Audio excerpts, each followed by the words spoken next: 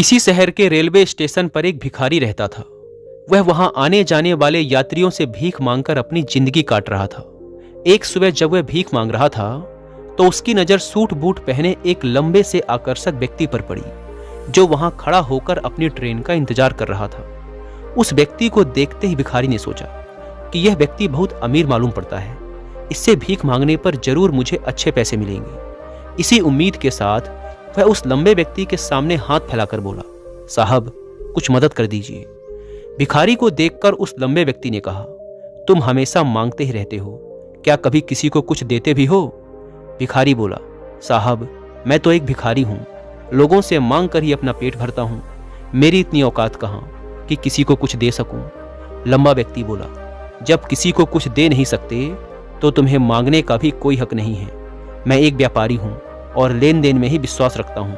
अगर तुम्हारे पास मुझे कुछ देने के लिए है तभी मैं तुम्हें बदले में कुछ दे सकता हूं। इतना कहने के बाद वह लंबा व्यक्ति ट्रेन में बैठकर चला गया। उस लंबे व्यक्ति के द्वारा कही गई बात उस भिखारी के दिल में उतर गई। वह एक किनारे में बैठकर उसकी कही गई बात के बारे में सोचने लगा। वह सोचने लगा कि शायद मुझे भीख में ज्यादा पैसा इसीलिए नहीं मिलता क्योंकि मैं उसके बदले में किसी को कुछ दे नहीं पाता हूं। लेकिन मैं तो एक भिखारी हूं, किसी को कुछ देने लायक भी नहीं हूं। लेकिन कब तक मैं लोगों को बिना कुछ दिए केवल उनसे मांगता ही रहूंगा? पूरे दिन वह इसी द्वंद्व में फंसा रहा। आखिरकार बहुत सोचने के बाद उसने यह निर्णय लिया कि जो भी व्यक्ति उसे भीख देगा उसके बदले में वह भी उस व्यक्ति को कुछ न कुछ जरूर देगा। लेकिन अब उसके दिमाग में यह प्रश्न चल रहा था कि वह खुद एक भिखारी है, तो भीख के बदले में वह लोगों को क्या दे सकता है? इस प्रश्न का उत्तर ढूंढते हुए 2 दिन बीत गए, लेकिन उसे अपने इस प्रश्न का कोई उत्तर नहीं मिला। तीसरे दिन जब वह स्टेशन के पास बैठा हुआ इस बारे में सोच रहा था, तभी उसकी नजर कुछ फूलों पर पड़ी जो स्टेशन के आसपास के पौधों पर खिल रहे थे। उसने सोचा, क्यों ना मैं लोगों को भीख के बदले कुछ फूल दे दिया करूं। उसको अपना यह विचार अच्छा लगा और उसने वहां से कुछ फूल तोड़ लिए। अब वह स्टेशन में भीख मांगने पहुंचा। अब जब भी उसे कोई भीख देता तो उसके बदले में वह भीख देने वाले को कुछ फूल दे देता। उन फूलों को लोग खुश होकर अपने पास रख लेते थे। अब भिखारी रोज फूल तोड़ता और भीख के बदले में उन फूलों को लोगों में बांट देता। कुछ ही दिनों में उसने महसूस किया कि अब उसे बहुत अधिक लोग भीख देने लगे हैं। वह स्टेशन के आसपास के सभी फूलों को तोड़ लाता था। जब तक उसके पास देने के लिए फूल होते थे तब तक उसे बहुत आसानी से भीख मिल जाती थी। लेकिन जब फूल बांटते बांटते खत्म हो जाते थे तो उसे भीख भी नहीं मिलती थी। अब रोज ऐसा ही चल रहा था। एक दिन जब वह स्टेशन में भीख मांग रहा था तो उसने देखा कि वही लंबा व्यक्ति सूट बूट पहने ट्रेन में बैठा है, जिसकी वजह से उसे भीख के बदले फूल देने की प्रेरणा मिली थी। वह तुरंत उस व्यक्ति के पास पहुंचा और भीख मांगते हुए बोला, साहब आज मेरे पास आपको देने के लिए कुछ फूल हैं, आप मुझे भीख दीजिए तो मैं बदले में आपको कुछ फूल दूंगा। उस व्यापारी ने उसे भीख के रूप में कुछ पैसे दे दिए और भिखारी ने बदले में कुछ फूल उसे दे दिए। उस लंबे व्यक्ति को यह बात बहुत पसंद आई। वह बोला, वाह क्या बात है, अब तुम भी मेरी तरह एक व्यापारी बन गए हो। इतना कहकर फूल लेकर वह लंबा व्यक्ति अपने स्टेशन पर उतर गया। लेकिन उस लंबे व्यक्ति द्वारा कही गई बात एक बार फिर से उस भिखारी के दिल में उतर गई। वह बार बार उस लंबे व्यक्ति के द्वारा कही गई बात के बारे में सोचने लगा और बहुत खुश होने लगा। उसकी आंखों में अब एक चमक आ गई थी और अंदर से कुछ कर गुजरने का उत्साह उमड़ रहा था। उसे लगने लगा कि अब उसके हाथ सफलता की वह चाबी लग गई है जिसके द्वारा वह अपने जीवन को बदल सकता है।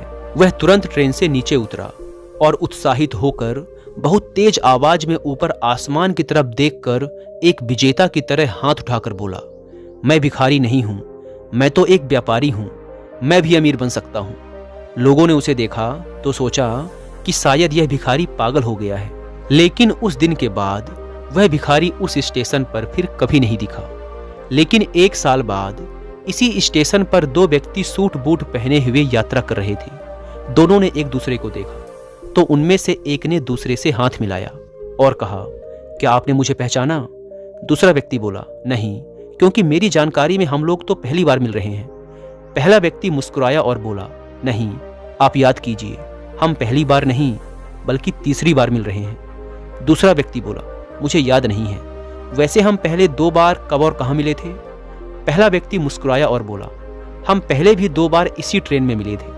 मैं वही भिखारी हूँ जिसको आपने पहली मुलाकात में बताया कि मुझे जीवन में क्या करना चाहिए और दूसरी मुलाकात में बताया कि मैं वास्तव में कौन हूँ। दूसरा व्यक्ति मुस्कुराया और अचंभित होते हुए बोला, ओह, याद आया, तुम तो वही भिखारी हो जिसे मैंने एक बार भीख देने से मना कर दिया था और दूसरी बार मैंने तुमसे कुछ फूल खरीदे थे। तुम तो पूरी तरह से बदल गए हो, लेकिन आज तुम इस सूट बूट में कहाँ जा रहे हो और आजकल क्या कर रहे हो? तब पहला व्यक्ति बोला, हाँ, मैं वही भिखारी हूँ, लेकिन आज मैं फूलों का एक बहुत बड़ा व्यापारी हूँ और इसी व्यापार के काम से ही दूसरे शहर जा रहा हूँ। कुछ देर रुकने के बाद वह फिर बोला, आपने मुझे पहली मुलाकात में प्रकृति का वह अटल नियम बताया था जिसके अनुसार हमें तभी कुछ मिलता है जब हम कुछ देते हैं। लेन देन का यह नियम वास्तव में काम करता है। मैंने इसे बहुत गहराई से महसूस किया है, लेकिन मैं खुद को हमेशा भिखारी ही समझता रहा। इससे ऊपर उठकर मैंने कभी खुद को देखा ही नहीं।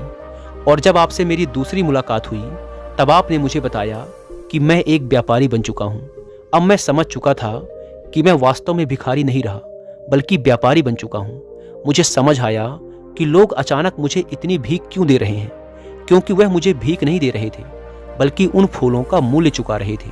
सभी लोग मेरे फूल खरीद रहे थे क्योंकि इससे सस्ते फूल उन्हें कहाँ मिलते। मैं लोगों की नज़रों में एक छोटा व्यापारी था, लेकिन मैं अपनी नज़रों में एक भिखारी ही था। आपके बताने पर मुझे समझ आ गया कि मैं एक छोटा व्यापारी बन चुका हूँ।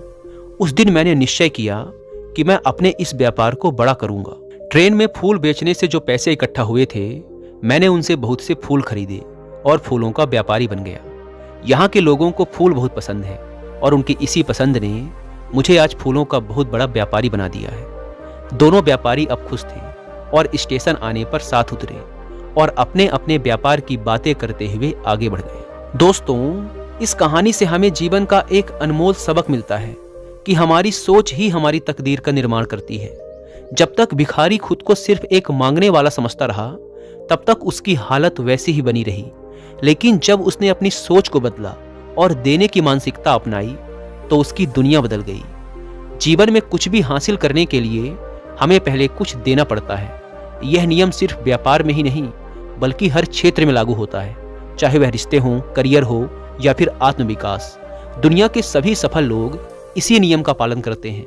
वे केवल लेने पर ध्यान नहीं देते बल्कि देने की आदत विकसित करते हैं। जीवन में वही व्यक्ति आगे बढ़ता है जो अपनी पहचान को छोटे दायरे में सीमित नहीं करता बल्कि खुद को एक नई दृष्टि से देखने की कोशिश करता है।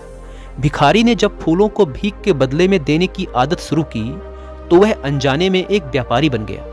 यह हमें सिखाता है कि अवसर हमारे आसपास ही होते हैं, लेकिन हमें उन्हें देखने की क्षमता विकसित करनी होगी।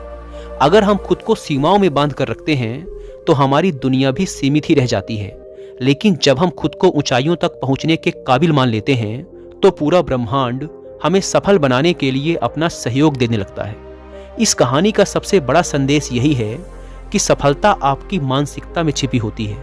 अगर आप खुद को कमजोर, छोटा या अयोग्य समझते रहेंगे तो परिस्थितियां भी वैसी ही बनेंगी। लेकिन जब आप खुद को मजबूत, काबिल और बड़ा सोचने लगेंगे तो दुनिया भी आपको वैसे ही देखने लगेगी। इसीलिए अगर जीवन में सफलता चाहिए तो सबसे पहले अपनी सोच को बदलना होगा। खुद को सीमाओं से मुक्त करें, आत्मसम्मान जगाएं और अपने सपनों को साकार करने के लिए पूरी शिद्दत से मेहनत करें। जब आपकी मानसिकता सफल लोगों जैसी बन जाएगी तो सफलता खुद चलकर आपके पास आएगी।